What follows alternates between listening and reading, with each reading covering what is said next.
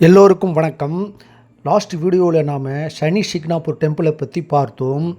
இந்த வீடியோவில் நாம் 12 ஜோதிர்லிங்க தலங்களில் ஒன்றான திம்பகேஸ்வரர் ஜோதிர்லிங்கம் வரலாற்று சிறப்பு மிக்கது.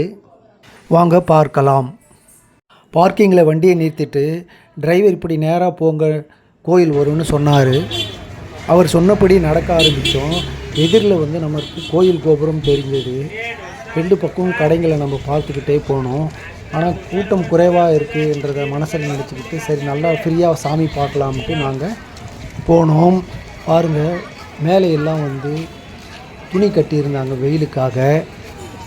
பெரும்பாலான அங்காடிங்களில் உத்ராட்சம், விதவிதமான உத்ராட்சங்கள் மற்றும் சிவலிங்க பொம்மைகள் நமக்கு காட்சியளித்தது.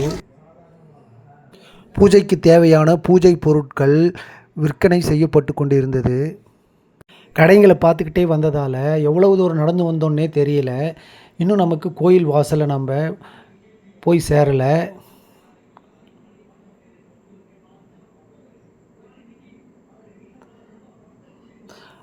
மதில் சுவரை ஒட்டினால் போல் நம்ம நடந்து போய்கிட்டு இருந்தோம். இந்த வழியாக தான் கோயிலுக்கு போகணுன்னு சொன்னாங்க. ஃபஸ்ட் டைம் நம்ம கோயிலுக்கு வந்ததால் நாம் எல்லாத்தையும் கேட்டுக்கிட்டு தான் போக வேண்டியதாக இருந்தது. நாம் கோயிலோட என்ட்ரன்ஸுக்கு வந்துட்டோம். கோயில் என்ட்ரன்ஸில் வந்தவுடனே நாம் க்யூவில் நம்ம போய்கிட்டே இருக்கோம். தரிசனத்துக்கு 2 வழி இருக்குது. ஒன்று ஃப்ரீ தரிசனம், 2வது 200 ரூபாய் பெய்டு தரிசனம் இருந்தது. நாம் 200 ரூபாய் பெய்டு தரிசனத்துக்கு 1 மணி நேரம் சாமியை பார்த்துடலான்னு சொன்னாங்க. பெய்டு தரிசனத்தில் 2 மணி நேரத்துக்கு கூடுதல் ஆகும்னு சொன்னாங்க. சரி பார்த்துக்கலான்னு நாங்கள் ஃப்ரீ தர்ஷன் க்யூவில் நாங்கள் போய்கொண்டு இருக்கோம். இனிமேல் நாம் லைவ் தரிசனத்தை தான் நம்ம பார்க்க போகிறோம். இந்த சவுண்டெல்லாம் நம்ம கேட்டோம்னா தான் நம்மளுக்கு அந்த ஃபீல் தெரியும். கோயிலோட இந்த என்ட்ரன்ஸுக்கு நாம் வர 3 மணி நேரம் 20 நிமிடம் ஆயிடுச்சு. இன்னும் க்யூ போய்கிட்டு தான் இருக்குது.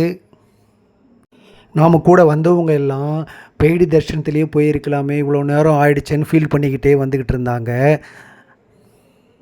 கிட்டைக்கு வந்துட்டோம், இதோ பார்த்துடலான்னு பேசிக்கிட்டே வந்தோம்.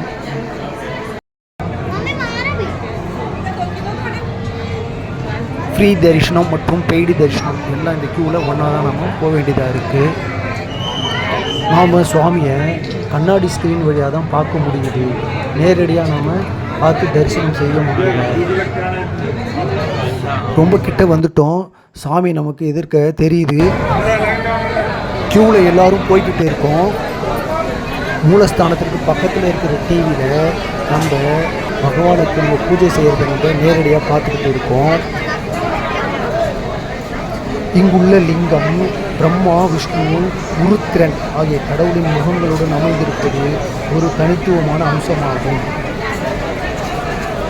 லிங்கம் இருக்க வேண்டிய இடத்தில் குரல் போன்று பள்ளமாக உள்ளது. இந்த பள்ளத்தில் மும்மூர்த்திகளை குறிக்கும் 3 சிறு லிங்கங்கள் உள்ளன. இவற்றை பிரம்மா, விஷ்ணு, உருத்திரனாக கருதுகின்றனர்.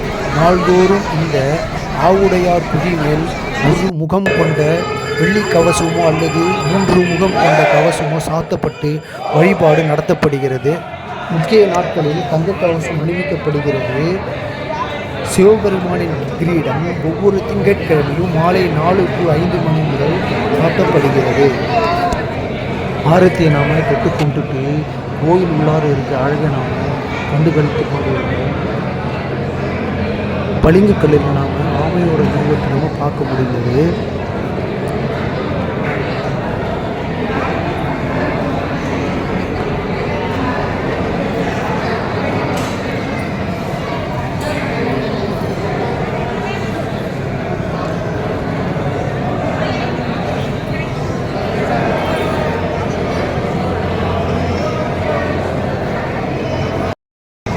இந்த கண்ணாடி ஸ்க்ரீன் வழியாக தான் நம்ம சாமியை பார்க்க முடியும்.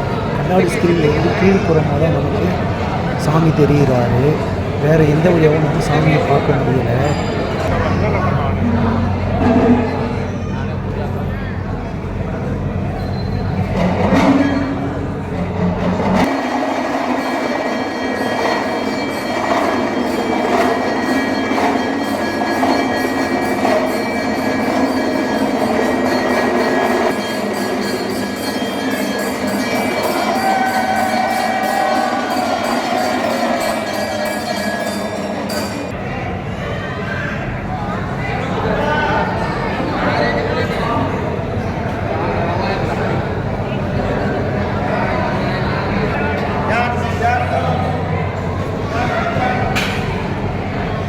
தரிசனம் முடிச்சுட்டு நாம் வெளியில் வந்துக்கிட்டு இருக்கோம். வாங்க வாங்க.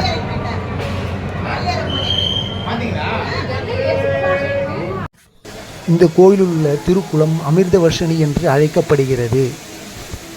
பில்வர் தீர்த்தம், விஸ்வநாத் தீர்த்தம் மற்றும் முகுந்த தீர்த்தம் ஆகிய 3 நீர்நிலைகள் உள்ளன. இந்த கோயில் பிரம்மகிரி, நீலகிரி மற்றும் கலைகிரி ஆகிய 3 மலைகளுக்கு இடையில் அமைந்துள்ளது இதன் சிறப்பாகும். இந்த கோவிலில் சிவன், விஷ்ணு மற்றும் பிரம்மா ஆகியோரை குறிக்கும் 3 லிங்கங்கள் உள்ளன. சிவனை பிரதான தெய்வமாக கொண்டுள்ள இக்கோயில் அதன் அழகிய கட்டிடக்கலை மற்றும் சிறப்பு கலைக்கு பெயர் பெற்றதாகும். இப்போ நேரம் 9:45 ஆகிடுது. நம்ம வேனில் 1 மணிக்கு சாப்பிட்டது, இன்னும் நாம் சாப்பிடலை, பசியே நமக்கு தெரியலை. கோவிலோட பிரம்மாண்டமான அழகை இந்த ரம்மியமான நேரத்தில் நம்ம பார்த்து கண்டு கழிக்கின்றோம். மனசுக்கு மிகவும் நிறைவாக இருக்கிறது. கிட்டத்தட்ட 4 மணி நேரம் நாம் க்யூவில் வந்துக்கிட்டு இருந்தோம்.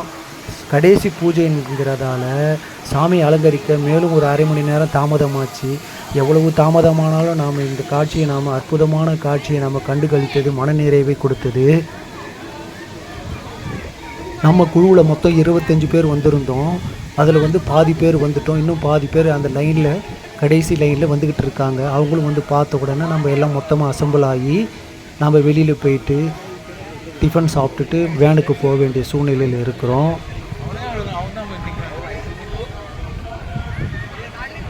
இந்த கோயிலில் நமக்கு வீடியோ எடுக்கிறதுக்கு அனுமதித்தாங்க.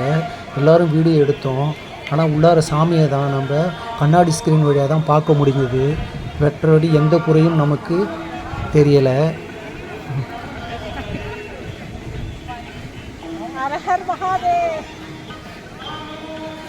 இத்தோடு இந்த வீடியோவை முடிச்சுக்கிடலாம். பிடிச்சிருந்துச்சுன்னா லைக் பண்ணுங்கள், ஷேர் பண்ணுங்கள், நம்ம நண்பர்களுக்கு ஷேர் பண்ணுங்கள். தேங்க்யூ.